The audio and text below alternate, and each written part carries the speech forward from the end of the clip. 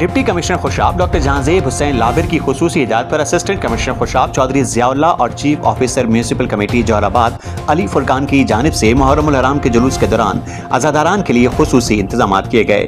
ٹھنڈے پانی اور جوس کی سبیلیں لگائی گئی، نیاز تقسیم کی گئی، مسٹ فینڈز فراہم کیے گئے، جبکہ جلوس کے دوران روٹ پر صفائی سمیت دیگر میونسپل سروسز کی خود نگرانی بھی کی گئی تاکہ عزاداران کو ہر ممکن سہولیات میسر آ سکیں۔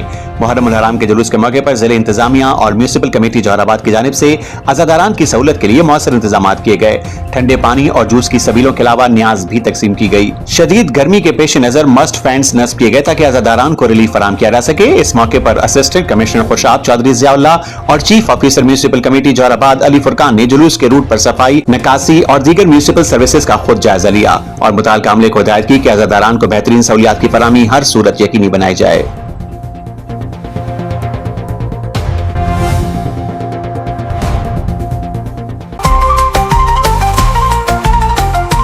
آج تک پاکستان نیوز، خبر سچ کے ساتھ۔